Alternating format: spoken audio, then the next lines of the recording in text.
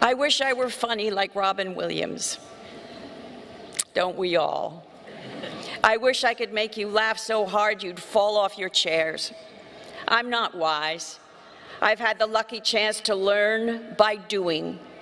After being in my profession for 45 years, though, I have learned a few things that I want to briefly share with you today. In order to inhabit a character, I have had to find where we share a common humanity. I can't do characters justice if I'm judging them. I have to find a way to love them.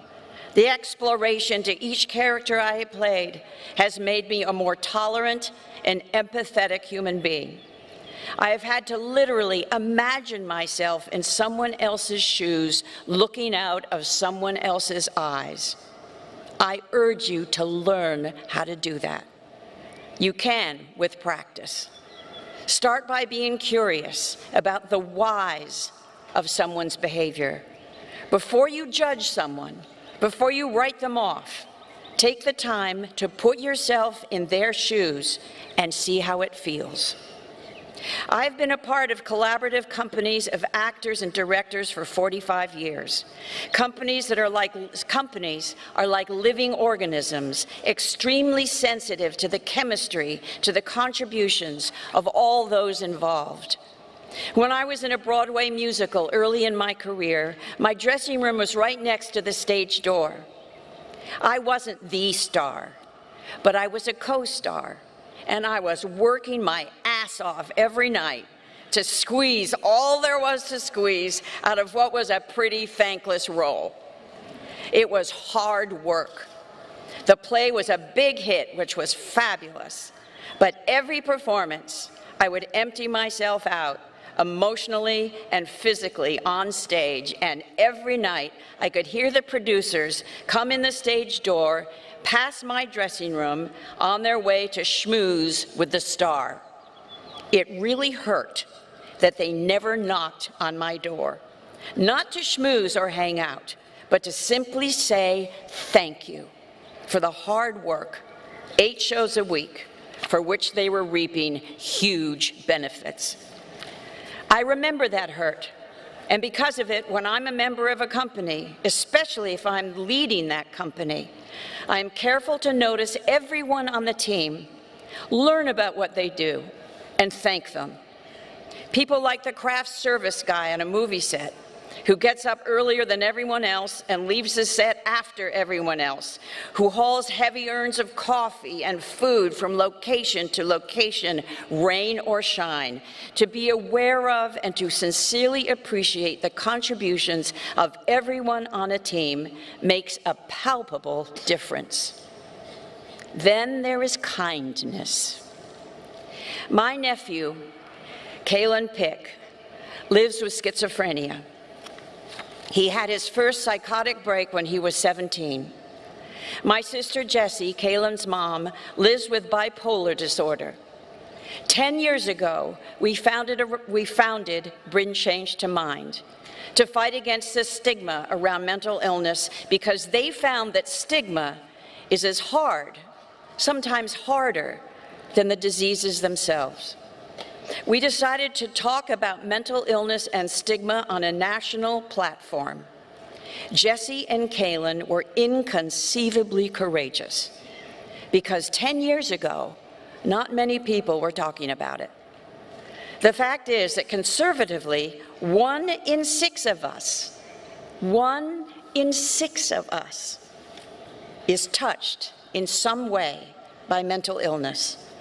It makes absolutely no sense to me that we don't talk about it like any other chronic illness. Starting the conversation is the first step.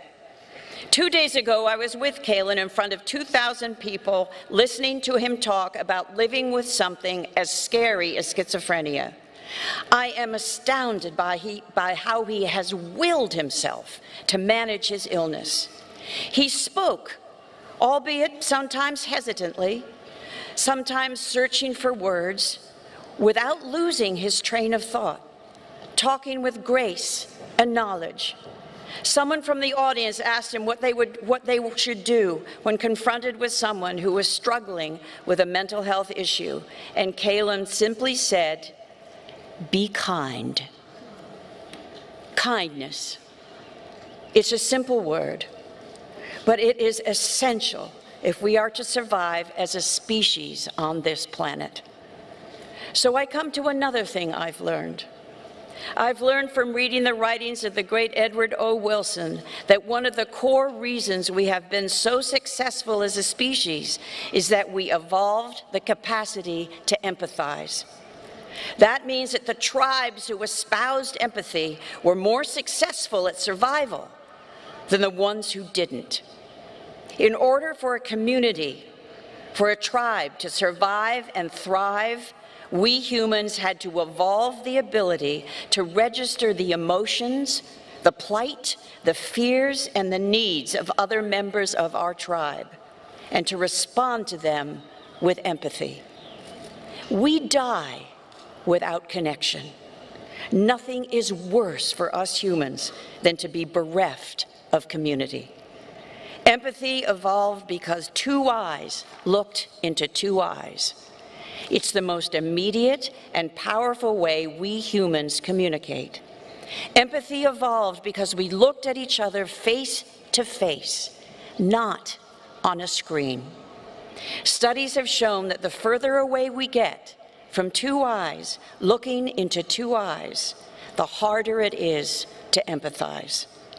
What I have learned is that if we are to remain a free and viable society, we need to spend less time looking at screens and more time looking into each other's eyes.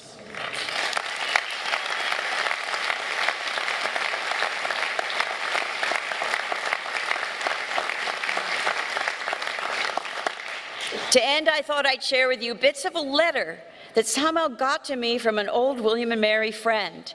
I got it yesterday. I wrote it to him 42 years ago when I had been out in the world for 3 years. Reading it from where I am now in my life and in my career was very moving. So I want to read you a little of what I wrote. My mind has been all over the place because of a very erratic rehearsal schedule. I did get the part of Estelle in the Rose Tattoo, and am right now of a frame of mind that I should never have taken it. The scene is over before it starts. There's no time to really make any kind of statement, any kind of progression. So one has to enter as a totally interesting and real person, be on for 5 minutes and leave. I really hate it. But I suppose it's a good exercise of sorts. I'm just at the despairing stage and am feeling totally untalented. Oh well. To maintain any semblance of wit and equilibrium seems to be a major feat.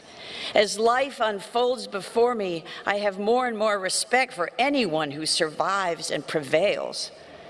Just to endure is impressive enough, but to endure and to triumph on your own terms is the feat of a lifetime.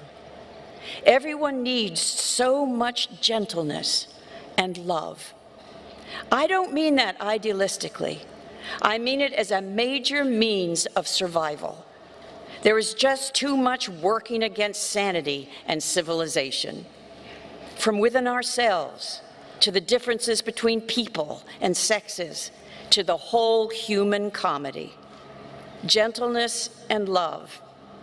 I can forget it so easily, but it's always a great comfort to come back to. I think I'm going to cook a hamburger and have some zucchini. Thank you.